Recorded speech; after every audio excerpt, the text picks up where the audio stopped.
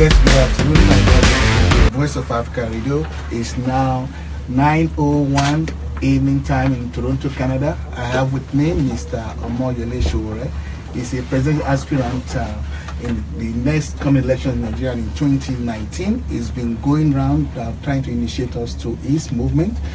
We are happy to welcome you to the studio. Welcome, sir. Thank you for bringing me to Voice of Africa Radio. Okay. Toronto. Toronto, yes, sir.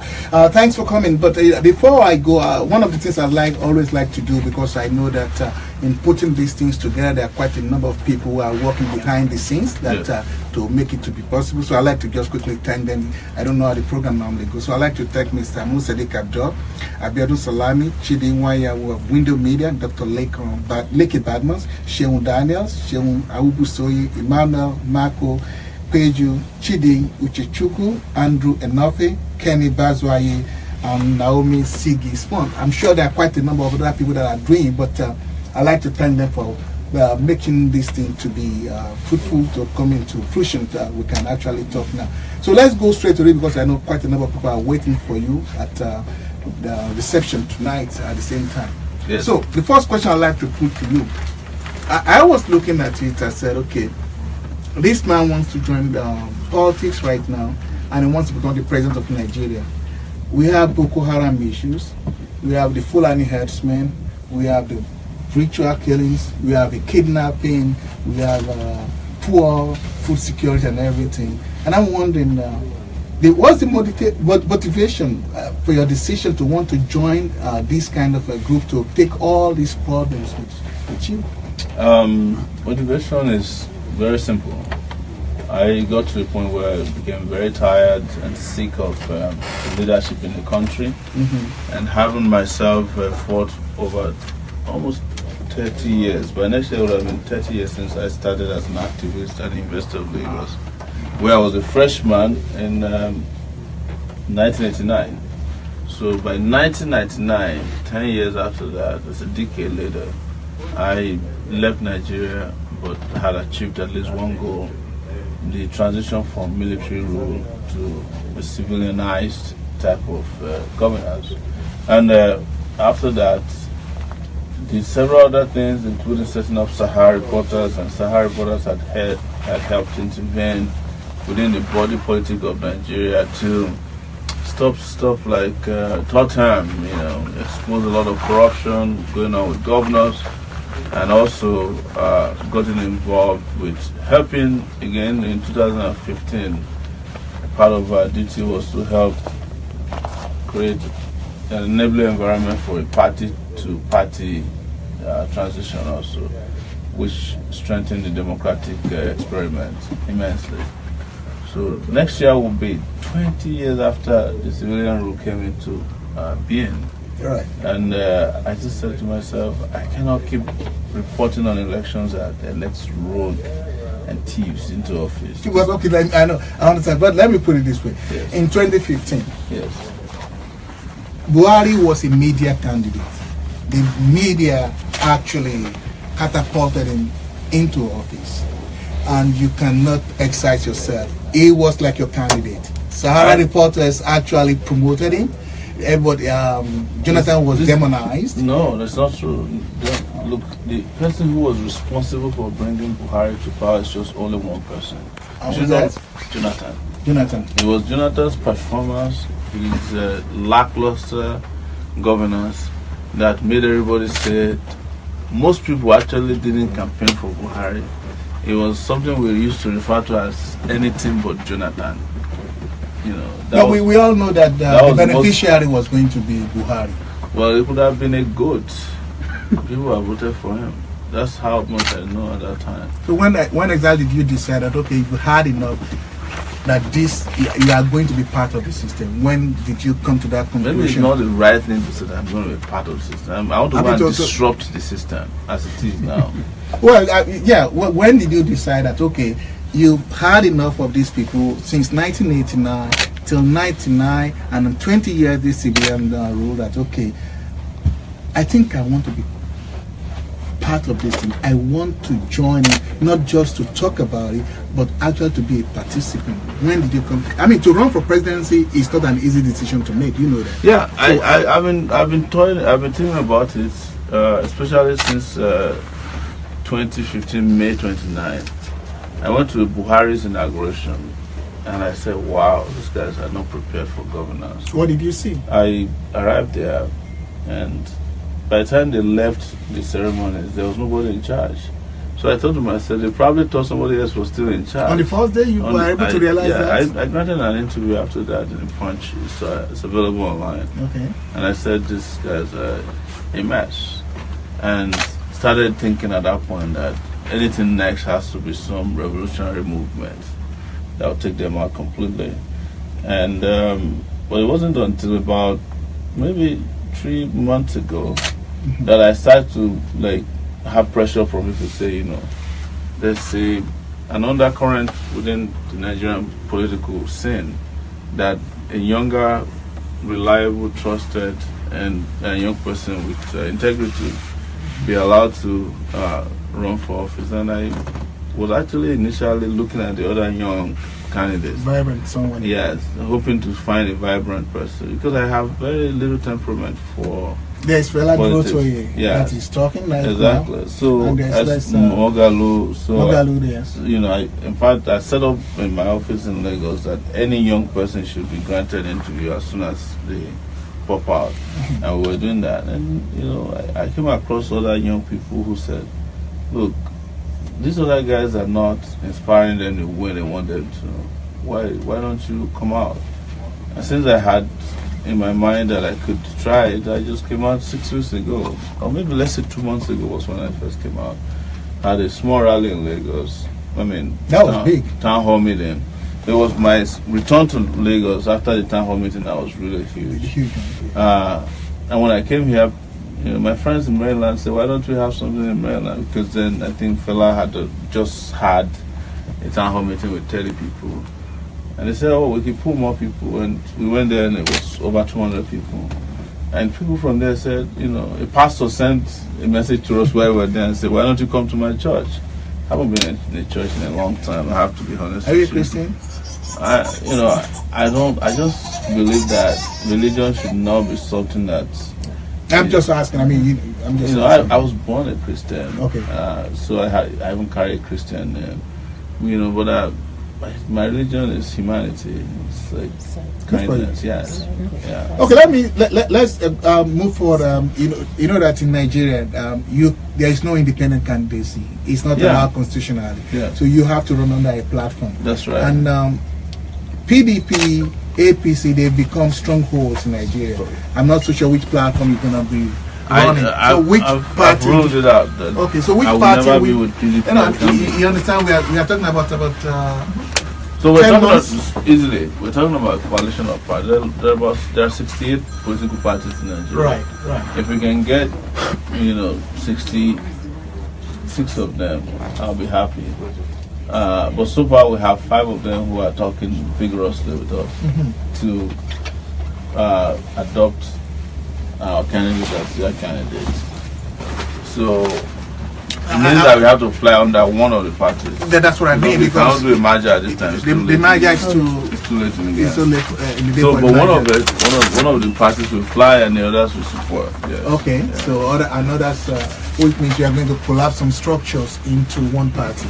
Well, so that's why we are approaching this through movement politics, because we don't want a situation where we lose the integrity and the focus of our movement. We already know what we want to go and do when we are elected into office. Any party we join, we are taking our DNA with us into that party. Okay, talking of those, what you like to do. Strictly speaking, there are myriads of problems in Nigeria. I mean, we can spend the next 3 days talking about every single problem, but there has to be some, maybe 4 key programs. Which one do you think is important that needs to take place if you, become the president? We've spelled them out in what we call SPICER HE, and our first will be security. Security, okay. The land is bleeding as we speak. Nigerian land is bleeding with, real human blood. Herdsmen killing, Boko Haram killings, kidnappers, armed robbers. The government itself killing, you heard about the killing of Shiites. So that has to be a major. And when we talk about security too, there's also national security, which includes that, our infrastructures that support the system are also well protected. Pipelines, power lines, all those things. And when you resolve this, the next best thing is to go for power. If Nigeria were to have power, it would unleash itself on, the creativity and innovation of the innovative power of Nigerian mind. It's just waiting to attain its potential if there's electricity. Power in particular.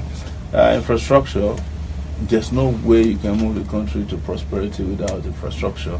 And one of the things we said we'll do is that we'll turn Nigeria into just a, what do we call a construction site, basically, where we're building power lines, we're building roads, bridges, we're building schools.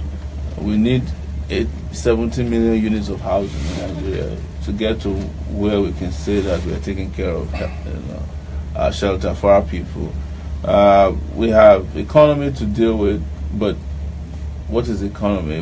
What Nigeria has been having is a PowerPoint economics. It's supposed to be the largest economy in Africa. Exactly. They rebase it, underbase it. It's all a lie. The Nigerian economy as it is now, it's an economy that works for a few people. It's not, you can't call that an economy. It's a rent-seeking economy where people walk around with briefcases. It's a country where you have contractors and there are no builders.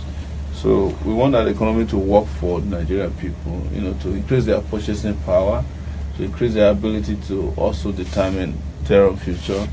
And those economies cannot be subjected to the vagaries of economics. For example, we want to pay workers 100,000 naira per month. Right now, Nigeria is the lowest. Nigerian workers are the lowest paid in Africa, except the war-torn countries or countries that have been said to have failed. We have the highest paid legislators now. Yes, exactly. So we want to change that. One of my wish when I become president is to abolish the Senate. It's a waste of space. It's a coven of thieves. Okay, yes. I don't want to go into that right now. Let me take you up on the security and power that you just talked about. Okay, security. We have health and education. We'll come to that. I just want to take you up since I don't want to go too far. On that issue of security. Yes. Now, if you realize that, security, you still talk about Nigerian Armed Forces, all this. Even a former chief of defense staff, chief of army staff, has accused the same security personnel of colluding against Nigerian people. He came too late to the game. See, as of 2000. Who are the security personnel that you are going to use if there are accusations against them right now? The question you should ask yourself was, when EFCC was working, where did they get the policemen that were helping out with fighting corruption? It's the same police force. You see, the leadership has to inspire people who are good to come out. What has been keeping our nation in crisis that army generals who are fighting a war are not interested in ending Boko Haram, and so many of them are aiding and abetting criminal activities. We'll be saying this forever. Even when the Niger Delta crisis was going on, it was from Kaduna that army generals were selling weapons to militants in the Niger Delta region. So, except you purge the army of these generals, they know them. If you ask around, they'll tell you who they are. When Shekau was supposed to have been killed about 2 months ago, according to BBC, this is not Sahara reporters, that's why you don't say it's biased. They said an army general called, just as the time they had him under surrounded, that they should not kill him. So, and you know how after Buhari came to power, before his own people started stealing, how army generals that were fighting Boko Haram were found with millions of dollars inside sewage, tankers, water tanks, under their pillow, cooking pots, everywhere. Because monies that were meant to buy weapons were being stolen. Before I come to the issue of that corruption, let's quickly talk about this power. Obasanjo just spent 16 billion in 8 years, and we didn't. I mean, it's like we're investing in the darkness. Actually, that's nothing actually. That's correct. Yeah. So, how do you intend to go about it? You see, the problem with Obasanjo was that anytime Nigerian government officials want to steal, they will go for just one thing that they know would never work. How do people increase their consumption of power these days? Is to put in an energy mix in there. Morocco just did it. Morocco is now supplying power to Malta and France. How did they do it? They use just solar to increase their power base by 4,500 megawatts. But I mean 4,500 megawatts of electricity. The northern Nigeria is booming with the same solar power that could be harnessed. And not only will this increase national security, by the way, it will provide employment, because just to put the pieces together for 4,500 megawatts of electricity, you're going to need no less than 1 million people working. And that will solve a lot of problems in this very poor but vast area of Nigeria. So that's to increase in energy mix. If you go to Ogoniland, there are over 9.3 to about 9.9 billion cubic feet of gas. But we have to clean up Ogoniland first before we can go after that. To power gas is there. There's coal in Enugu, and the US today is using 10% of coal to generate electricity. The world probably is moving out of corruption, but out of coal. But I'm just giving those examples. Assuming you need to. Every region is able to produce a source of power. Okay, let's stay on that. The investment has to be corruption free. Everybody in Nigeria talks about corruption. Yeah. Even we all know corruption, and it's become something that it's difficult to deal with. Now let's look at it. It's not difficult to deal with. Well, we practice presidential system of government whereby everybody's in government. Now, to my understanding, quite a number of bills have been sent by the executive to the Senate, yes, which is never dealt with. They just throw it aside. Even if you become president today, how do you deal with a constitutional body that says no to you? Like, even if it's unicameral, how do you deal with it? What's your plan? One thing you should understand is that the Senate of Nigeria is meant for Nigerians. Okay. Nigerians are not meant for the Senate. The reason why they are waxing so strong these days is that the commander-in-chief of the armed forces is very weak. That's President Buhari. Okay. He even allowed... Do you think he's weak or overwhelmed? No, it's whichever one it is. Weakness is weakness. How somebody overwhelms? It's because they are weak. They can't confront the realities of it. He couldn't figure out where to start. I don't think he had the capacity to run the country. But instead of admitting and just stepping aside, look at what they are doing now. He even wants to do another 4 years, which is an insult, because you don't perform so woefully and then start gallivanting around asking people to reward you for your failure. So that's where we are. And it's the same thing that is happening across the country. But let's go back to the Senate or the National Assembly. The reason why they don't approve of budgets or laws, because they have to put in their own, it has to benefit them directly. And President Buhari could have used his anti-corruption war to whip a lot of the thieves there. Like I told you, Nigeria don't need a Senate.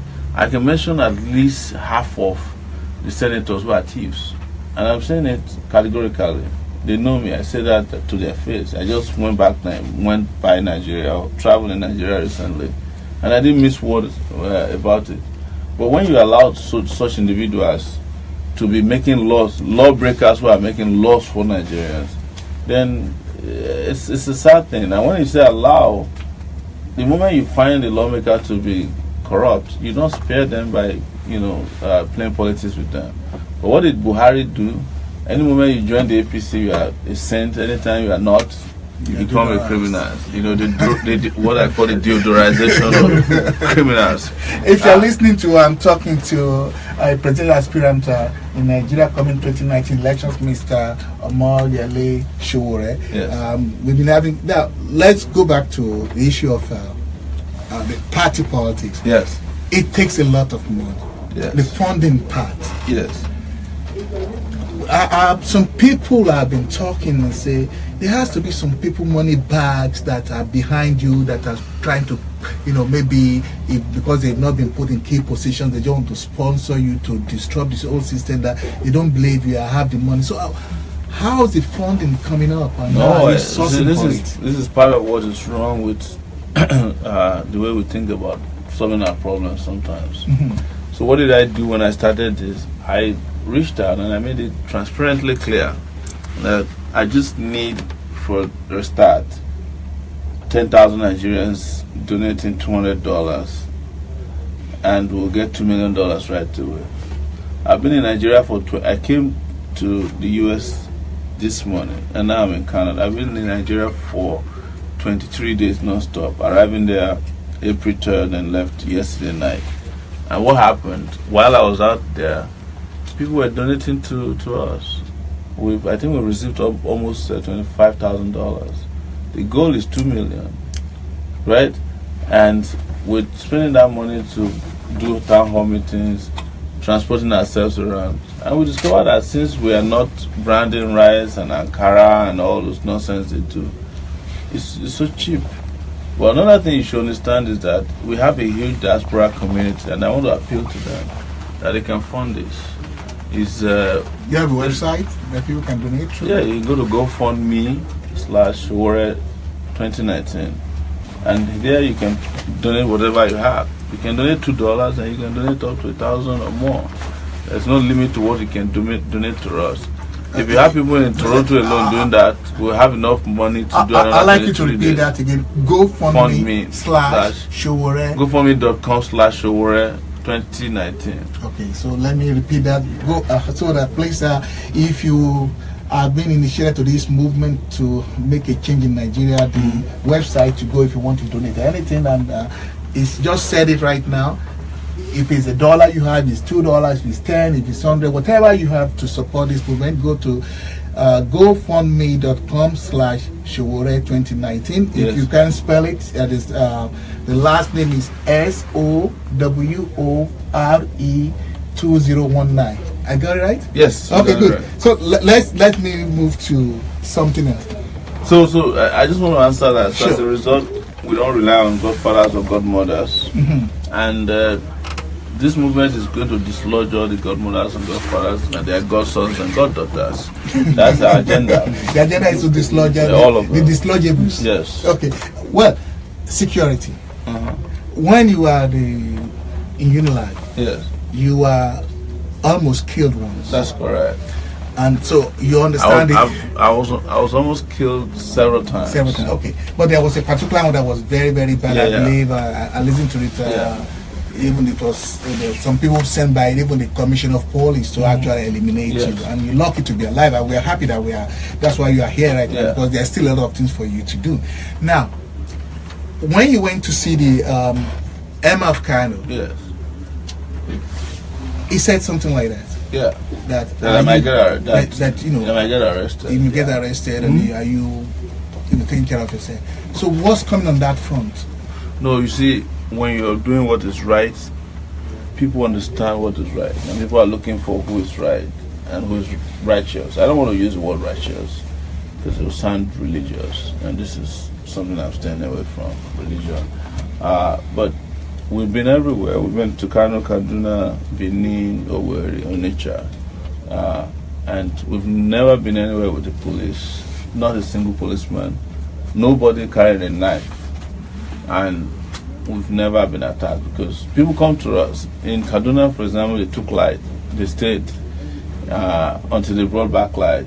They came and they were using their, no worry, they were using their phone touch to keep the speech I was giving going, students.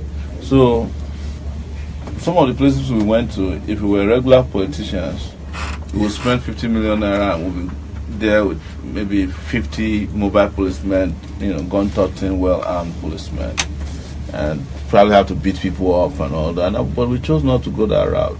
This is not to say that over time we will not need some form of security, but the biggest security we can have is our conscience. I'd like to quickly touch on two issues. I know that some people are still waiting for you at a dinner reception tonight. Yes. And tomorrow we're going to be having a town hall meeting at Etobicoke Civic Center. It starts at 12 noon. Please, if you have the opportunity to come there to talk to Omoyele Sowore tomorrow, please make it a date at 12 noon at Etobicoke Civic Center.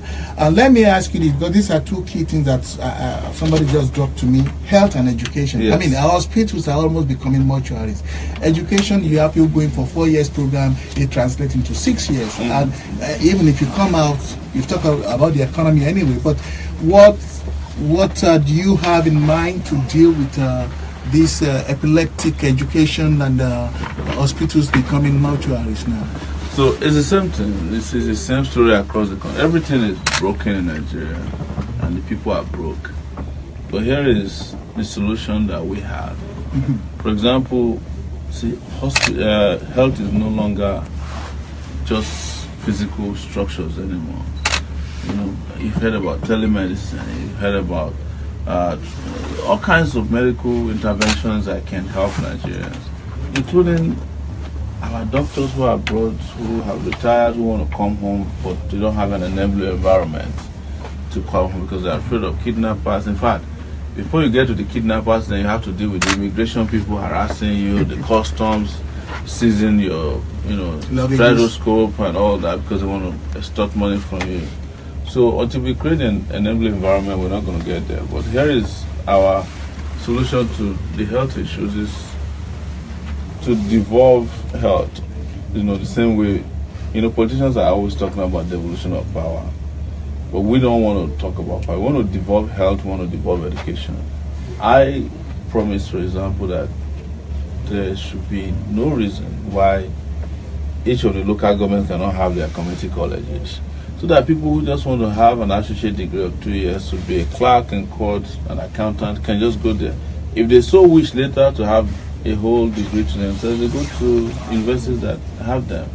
Our primary school system, secondary school system should be free, completely free from, not even PTA,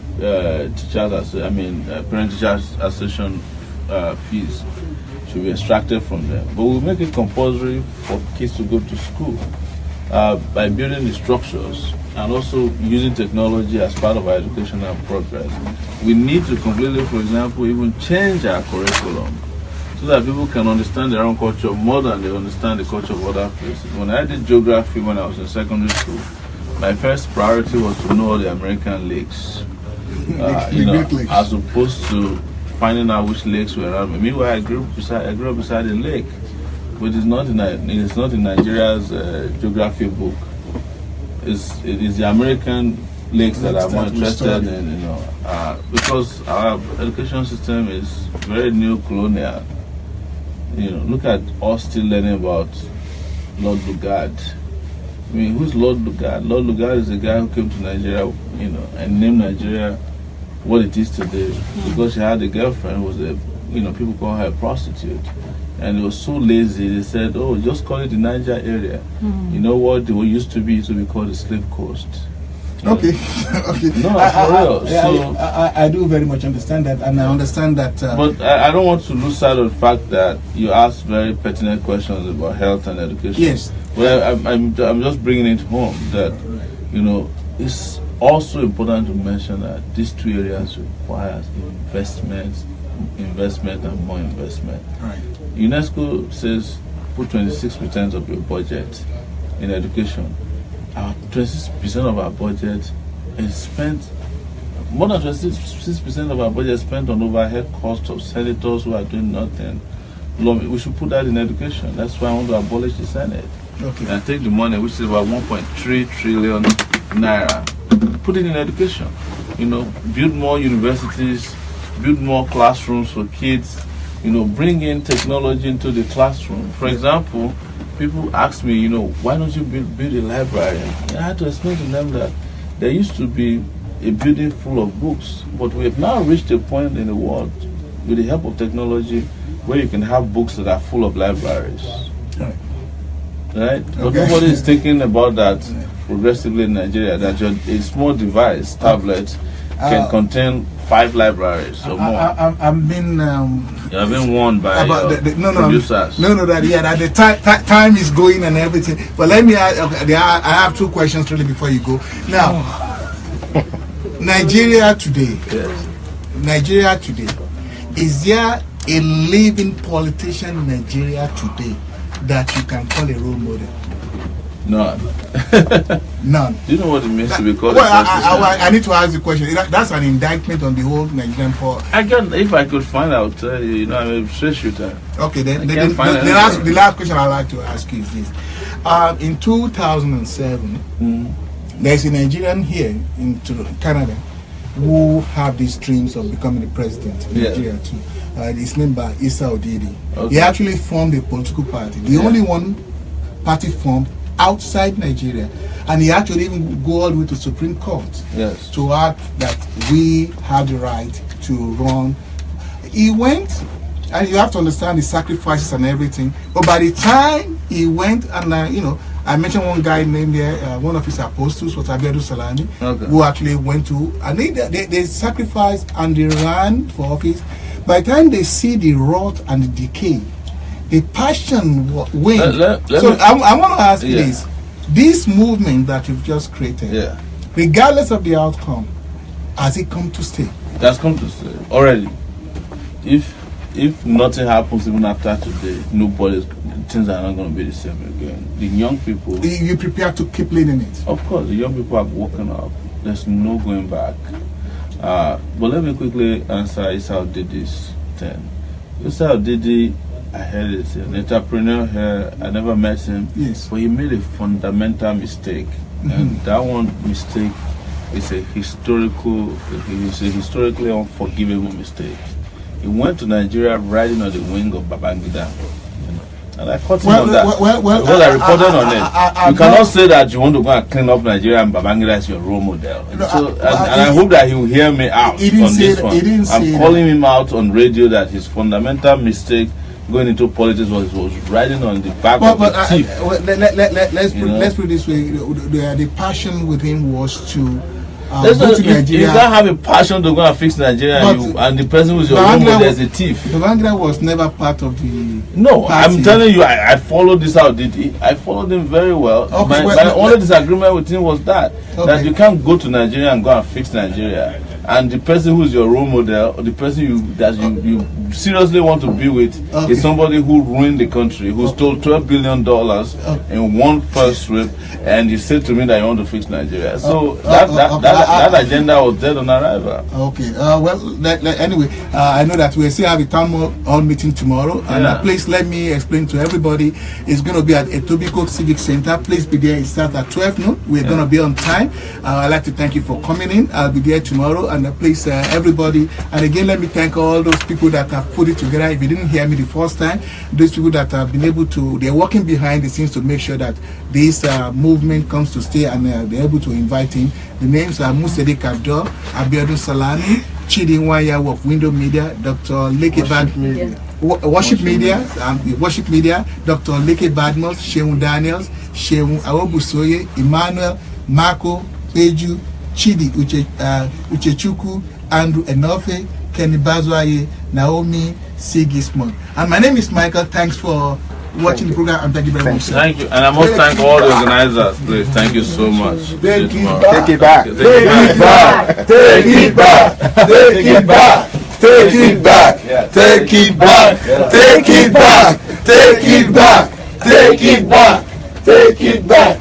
Take it back. So we see. We don't tire. We no go green. We no go green. Oh, we no go green. We don't tire. We no go green. So if you thought that the Lagos crowd is active. You can see what's happening everywhere. Nigerians are saying enough is enough everywhere. Oh yeah. Let's go to that restaurant. Thank you all for watching. This is our next president of Nigeria. Make sure you look up for him, vote for him. We do picture tomorrow. Thank you. I won't be coming. So Just want to use the background. yeah, okay, yeah, it's true. You want to take pictures with them? You want to take pictures? I will be the first. Okay. He wants to be the first. Okay, just video. Okay, are you coming out or is it going to the She said she's going to be the first, so we don't want to fight. Oh, he said they will ban me here from tomorrow. All right. Okay, so. Oh.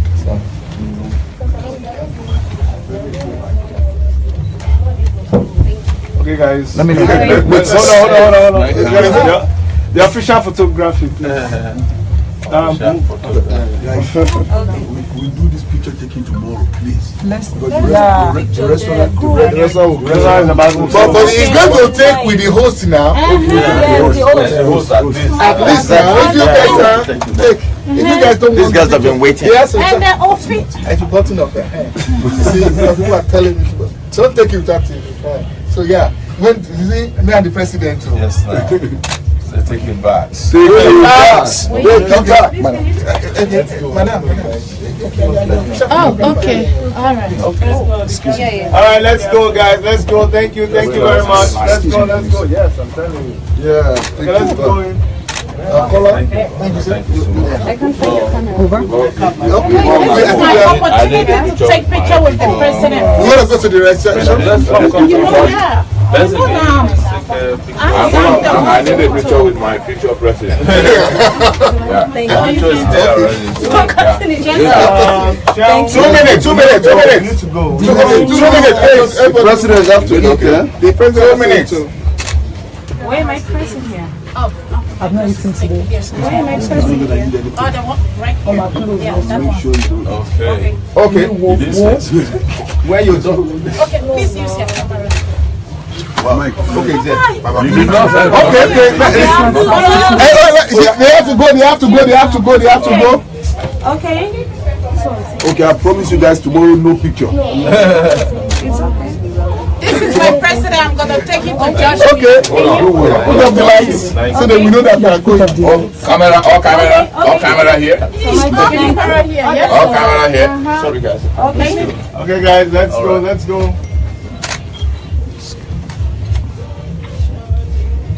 Okay. Oh, sorry. Thank you. Thank you. Just snap away. Just zoom in. Yeah. Okay. Hello? Yeah, that microphone costs $10,000. Oh my. Okay. I'm telling you, Sarah Polas can tell you that how much it costs. Excuse me. Our president will pay. Okay. Anyone wants? Okay, guys. Okay. All right. Thanks, everybody. Thank you. Thank you, guys. Thank you. And Tomorrow I'll be there. Who was Thank you.